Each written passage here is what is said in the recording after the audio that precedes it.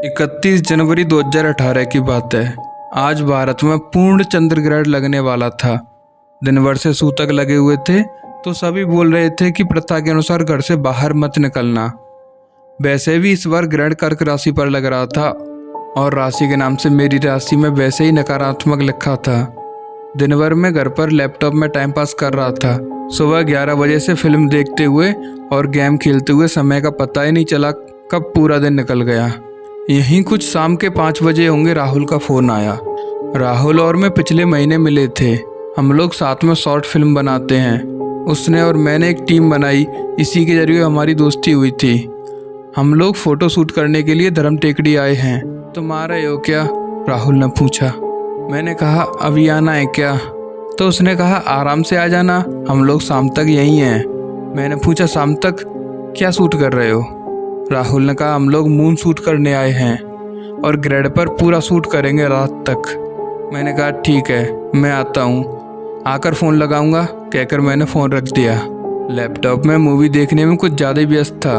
कुछ देर बाद मेरा मन हुआ कि अब जाऊँ, लेकिन अब समय काफ़ी बीत गया था। रात के 8:30 बज गए थे। दिन भर से बैठे हुए मेरा सर भी दुखने लगा था। अब ख्याल आया कि राहुल से पूछता हूँ कहाँ पर है। फ़ोन लगाया तो राहुल ने कहा हम लोग यहीं पर हैं, अभी तो 1 घंटा यहीं पर रहेंगे, आ जाओ। मन तो नहीं था, पर राहुल का घर शहर के दूसरे कोने चंदन गांव में था और मेरा दूसरे कोने में। इस वक्त राहुल जिस जगह पर था वह मेरे घर के बहुत नज़दीक थी। धर्म टेकड़ी शहर की वह ऊंची जगह में से एक है जहाँ से सारा शहर दिखाई देता है। रात होने पर तो नज़ारा और भी सुंदर हो जाता है। चारों तरफ चमचमाती लाइटों से जगमगाता शहर, ऐसा लगता है मानो आसमान के तारों को उल्टे सर जगमगाते देख रहे हों। बहुत ही सुंदर नज़ारा होता है। मैं निकल पड़ा। जैसे ही धर्म टेकड़ी के गेट पर पहुंचा तो देखा वहां पर ताला लगा हुआ था। एक मन हुआ कि गेट कूद कर चला जाऊं। फिर सोचा अब ताला लगा हुआ है तो वो लोग कैसे गए होंगे, यह सोचकर मैं रुक गया। मैं मुड़ाई था कि उतने में आवाज़ आई एक आदमी की, जो गेट के अंदर खड़ा हुआ फ़ोन पर बात कर रहा था। मैं मुड़ा और उसकी बात ख़त्म होने का इंतज़ार करने लगा। बात ख़त्म होते ही मैंने उनसे कहा भैया ये गेट क्यों बंद है? उसने उत्तर दिया एसपी साहब के आदेश हैं, गेट शाम को ही 7 बजे बंद हो जाता है। भैया मेरे दोस्त ऊपर ही हैं, अभी आज ग्रैड का शूट कर रहे हैं, मुझे आने में ज़रा देर हो गई, चले जाने दो। उसने कहा नहीं आदेश है ऊपर जाने का। तो मैंने कहा मैं गेट कूद कर चला जाऊँ क्या? और आदेश भी है, मैं गेट नहीं खोल सकता, या फिर आप साहब से बात कर लो, वो कहें तो मैं चले जाने दूंगा। इतना ही कहना हुआ था कि उसने किसी को फ़ोन लगाया और बात करके मेरे विषय में चर्चा करने लगा। बातों से तो लग रहा था कि वो एसपी साहब से ही बात कर रहा था। बात खत्म होती उसने कहा नहीं जाने दे सकता, साहब ने मना कर दिया है। मैंने कहा तुम मेरी बात कराओ, मैं साहब से बात करता हूँ। तभी किसी के आने की आवाज़ आ रही थी। उसने कहा तुम्हारे दोस्त आने लगे शायद। कुछ 3 लोग आ रहे थे, लेकिन इनमें से मेरा कोई भी दोस्त नहीं था। पर यह बात वह कैसे मानता? मैंने कहा ये मेरे दोस्त नहीं है, वो रात तक शूट करेंगे, अभी नहीं आने वाले, मुझे भी जाने दो। यह कहते ही वह मुझसे इस बात का प्रमाण मांगने लगा। अब वो तीनों लड़के गेट के पास आ गए थे और गेट खोलने के लिए उस आदमी से कहने लगे। उसने उन तीनों को फटकारते हुए कहा गेट बंद होने का समय हो गया, तुम लोग ऊपर क्या कर रहे थे? तो उनमें से एक ने जवाब दिया कि ऊपर कुछ लड़के फ़ोटो शूट कर रहे हैं, वही देख रहे थे। अब मुझे साबित करने के लिए कुछ कहने की ज़रूरत नहीं थी।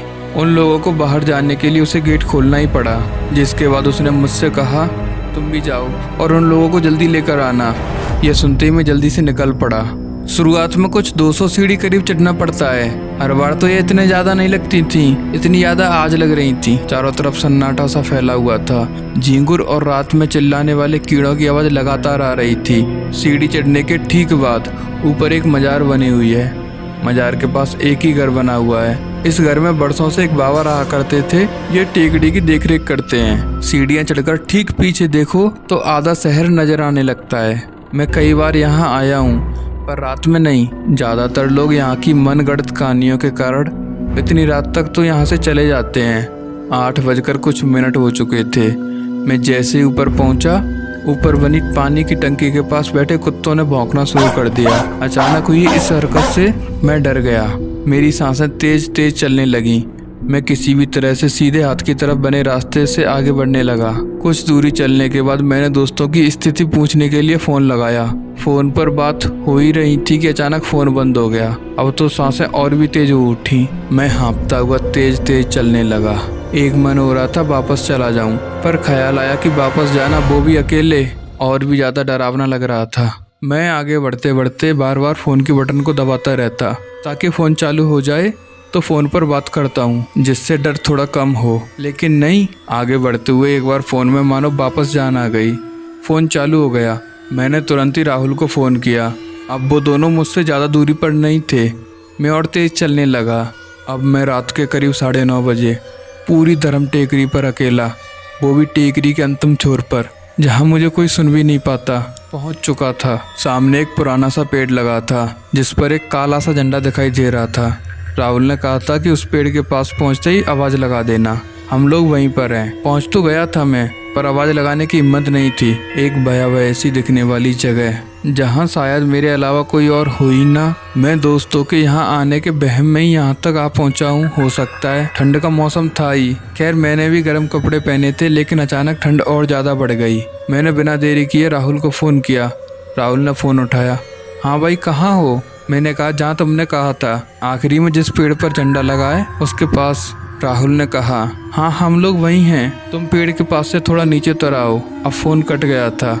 मैं पेड़ के पास पहुंचा तो देखा सीधी ढलान थी। आवाज़ आई, हम यहीं हैं, और मैं आगे बढ़ा। अचानक पीछे किसी के खड़े रहने का एहसास हुआ मुझे। मैं घबराकर तेजी से पलटा। एक काले रंग के कपड़ों में सफ़ेद बिखरे बालों वाला, कुंवट निकला हुआ, आंखें नीली आग जैसी जलती, गले में लाल रंग की माला जिसमें इंसानी खोपड़ी बनी थी, हाथ में लकड़ी। मेरी सांसें थम गई थीं, आंखें मानो थी ही नहीं। बस एकदम से सब कुछ काला सा दिखने लगा।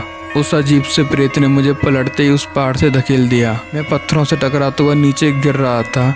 जगह जगह पर चोट लग चुकी थी। नीचे पहुंचते हुए तो लगभग जिंदा बचता ही नहीं, पर जैसे ही नीचे गिरा और लुढ़कना बंद हुआ, कुछ लोग दौड़ते हुए मुझे उठाने आ गए। 2-3 लोग मेरे कपड़े साफ करने लगे। एक मोटी सी आंटी, मानो जानी पहचानी सी लग रही थी, पूछने लगी, बेटा कहीं लगी तो नहीं? मैंने जैसे ही सर पर हाथ रखा तो पत्थरों से टकराकर जो मेरे सर पर चोट लगी थी, तेजी से खून बहने लगा वहां से। ये सब कुछ ऐसे गायब हो गया जैसे 1000 फीट की ऊंचाई से मुझे किसी लिफ्ट के द्वारा उतारा गया हो। मैं घबराकर ऊपर की ओर, जहाँ से उस प्रेत ने मुझे धक्का दिया, वहाँ देखते हुए बोला, उसने मुझे धक्का दिया। ठीक उसी जगह वो प्रेत अब भी वहीं खड़ा था। मेरी सांसें फिर रुक सी गईं। मैं जोरों से हाँफने लगा और आसपास खड़े लोगों से कहने लगा, वो देखो वहाँ भूत है, वहाँ भूत है। सभी मेरी तरफ देखकर हंसने लगे। मैं उन लोगों की तरफ बहुत गंभीर रूप से देखने लगा। इसी बीच मेरी नज़र उस जानी पहचानी आंटी की तरफ पड़ती है। उनके पैरों के पास हूबहू मेरी शकल का लहूलुहान शरीर पड़ा हुआ था। अरे हूबहू शकल का नहीं, वो मैं ही तो पड़ा था। वो आंटी का हंसता हुआ चेहरा और भी डरावना लगने लगा। उनके दांत अचानक बढ़ने लगे। अरे ये तो पड़ोस वाली आंटी जी हैं जो पिछले साल ख़त्म हो गई थी, और ये दोनों मेरे पास खड़े होकर मुझे उठाने आए थे। ये भी तो कुछ साल पहले मर चुके थे। मैं बहुत ज़्यादा डरा हुआ महसूस कर रहा था। मेरे हाथ पैर कांपने लगे, आंखों से आंसू आने लगे। मेरे इर्द गिर्द खड़े तीनों लोग मुझे रोता देखकर जोर जोर से हंसने लगे। अब मैं रोते हुए अपने चेहरे पर हाथ रखकर वहीं बैठ गया। उतने में एक आवाज़ आई,